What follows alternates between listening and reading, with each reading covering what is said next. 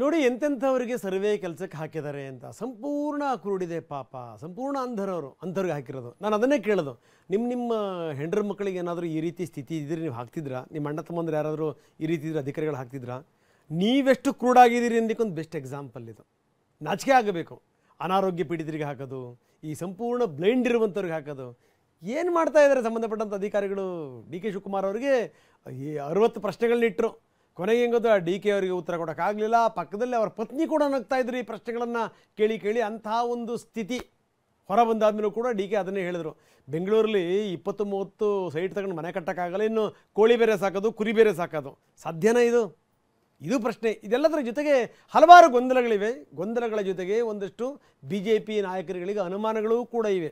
ಯಾಕಂದರೆ ಯಾವಾಗ ಒಬ್ಬ ಸಚಿವರು ಈ ಮೀಸಲಾತಿ ಕೊಡುವಂಥ ವಿಚಾರಕ್ಕೆ ಸಂಬಂಧಪಟ್ಟಂಗೆ ಇದೆಲ್ಲದೂ ಕೂಡ ಹೆಲ್ಪ್ ಆಗುತ್ತೆ ಅಂತ ಹೇಳಿದ್ರಲ್ಲ, ಯಾವ ಆಧಾರದ ಮೇಲೆ ನೀವು ಮೀಸಲಾತಿ ಕೊಡ್ತೀರಿ ಅಂತ BJP ಪ್ರಶ್ನೆ ಮಾಡಲಿಕ್ಕೆ ಶುರುವಾಗಿದೆ. ಈಗ ಮೀಸಲಾತಿಯ ಕಡೆಗೆ ಇದು ತಿರುಗಿದೆ.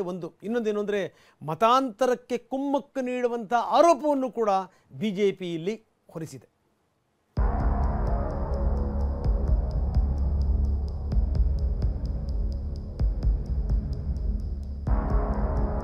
ಸರ್ಕಾರ ಸಾಮಾಜಿಕ ಮತ್ತು ಆರ್ಥಿಕ ಸಮೀಕ್ಷೆ ಅರ್ಥಾತ್ ಜಾತಿ ಗಣತಿಗೆ ಮುಂದಾಗಿದೆ. ಮೊದಲು ಗಣತಿ ಪ್ರಕ್ರಿಯೆ ಬಗ್ಗೆ ನಡೆಯುತ್ತಿದ್ದ ವಾಕ್ಸಮರದ ಸ್ವರೂಪ ಈಗ ಮೀಸಲಾತಿಗೆ ಹೊರಳಿದೆ.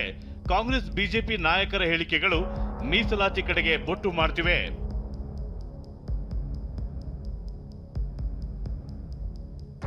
ವಾಕ್ಸಮರ 1 ಕೃಷ್ಣ ಬೈರೇಗೌಡ ವರ್ಸಸ್ ಅಶ್ವಥ್ ನಾರಾಯಣ.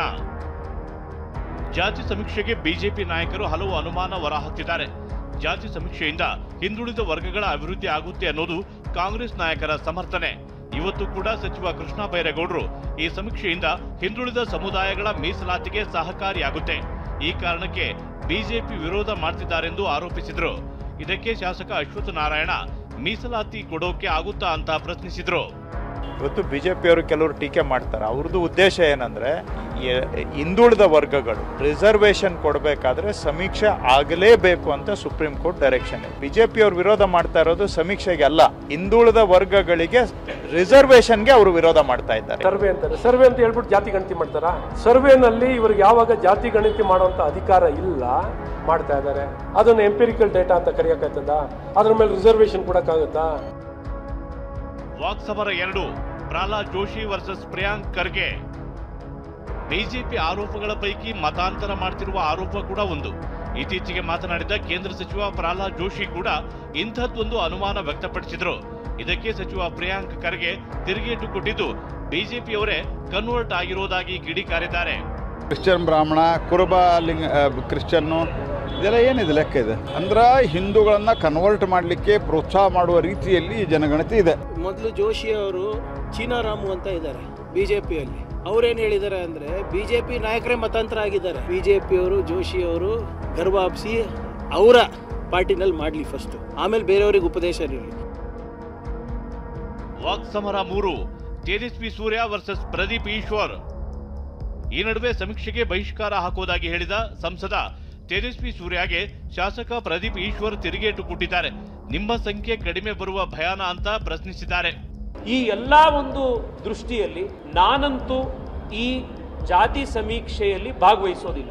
ಇದನ್ನ ನಾನಂತೂ ಬಹಿಷ್ಕಾರ ಮಾಡ್ತಾ ಇದ್ದೀನಿ. ನಾನು ಬಹಿಷ್ಕಾರ ಹಾಕ್ತಾ ಇದ್ದೀನಿ, ತಾವೆಲ್ಲರೂ ಬಹಿಷ್ಕಾರ ಹಾಕಬೇಕು ಅಂತ ಹೇಳಿ ರಾಜ್ಯದ ಪ್ರಜ್ಞಾವಂತ ನಾಗರಿಕರಲ್ಲಿ ನಾನು ಮನವಿ ಮಾಡ್ತಾ ಇದ್ದೀನಿ. ಯಾಕೆ ನಿಮ್ ನಂಬರ್ ಕಡಿಮೆ ಬರುತ್ತೆ ಅಂತ ಆತಂಕನ ತೇಜಸ್ವಿ ಸೂರ್ಯ ಅವರೇ? ಕೆಲವರು ಏನ್ ಮಾಡಿದ್ರು ಅಂದ್ರೆ ಸರ್, ಅವ್ರ ನಂಬರ್ಸ್ ನ ಅಷ್ಟು ಇಷ್ಟು ಅಂತ ಪ್ರೆಸೆಂಟ್ ಮಾಡಿದ್ರು. ಈಗ ಕೆಲವರಿಗೆ ಭಯ ಬಂದಿದೆ, ಆ ನಂಬರ್ಸ್ ನಿಜ ಗೊತ್ತಾಗ್ಬಿಟ್ರೆ ಏನಾಗುತ್ತೆ.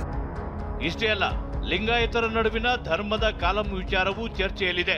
ನಾಳೆ ಅರಮನೆ ಮೈದಾನದಲ್ಲಿ ಬಸವ ಸಂಸ್ಕೃತಿ ಅಭಿಯಾನದ ಸಮಾರೋಪ ನಡೆಯಲಿದೆ. ಈ ಕಾರ್ಯಕ್ರಮದಲ್ಲಿ CM ಭಾಗವಹಿಸಬಾರದು ಅಂತ ಜಿಂಗಾಲೇಶ್ವರ ಶ್ರೀ ಎಚ್ಚರಿಕೆ ಕೊಟ್ಟಿದ್ದಾರೆ. ಜೊತೆಗೆ ಜಾತಿ ಗಣತಿ ವಿಚಾರದಲ್ಲಿ ಸರ್ಕಾರದ ವಿರುದ್ಧ ಕಿಡಿಕಾರಿದ್ದಾರೆ. ಮುಖ್ಯಮಂತ್ರಿಗಳು ಪ್ರತ್ಯೇಕ ಲಿಂಗಾಯತವಾದಿಗಳ ಪರವಾಗಿದ್ರು ಅನ್ನುವಂತಹ ಒಂದು ಗಾಳಿ ಬಂದ ಪರಿಣಾಮ ಅವತ್ತಿನ ದಿವಸ ಪಕ್ಷ ಯಾವ ಸ್ಥಿತಿಗೆ ಬಂತು ಅಂತಕ್ಕಂಥದ್ದನ್ನ ಎಲ್ಲ ಪಕ್ಷದ ಮುಖಂಡರು ನೆನಪು ಮಾಡ್ಕೋಬೇಕು ಅನ್ನುವಂತಹ ಒಂದು ಸೂಚನೆಯನ್ನ ಈ ಸಂದರ್ಭದಲ್ಲಿ ಕೊಡ್ಲಿಕ್ಕೆ ಬಯಸ್ತೇವೆ. ಬಹುಶಃ ಸರ್ಕಾರದ ನಿರ್ಧಾರವೇ ತಪ್ಪು ನಿರ್ಧಾರ. ಈ ಜಾತಿ ಗಣತಿ ಅಂತಕ್ಕಂಥದ್ದೈತಲ್ಲ, ಕೇವಲ 15 ದಿವಸದಲ್ಲಿ ಈ ಅಖಂಡ ಕರ್ನಾಟಕದ ಒಂದು ಗಣತಿಯನ್ನ ಮಾಡ್ತೀವಿ ಅಂತಕ್ಕಂಥದ್ದು ಇದು ಒಂದು ವ್ಯರ್ಥ ಪ್ರಯತ್ನ ಅನ್ನುವಂಥದ್ದನ್ನ ಸ್ಪಷ್ಟವಾಗಿ ನಾವು ಹೇಳ್ಬೋದು.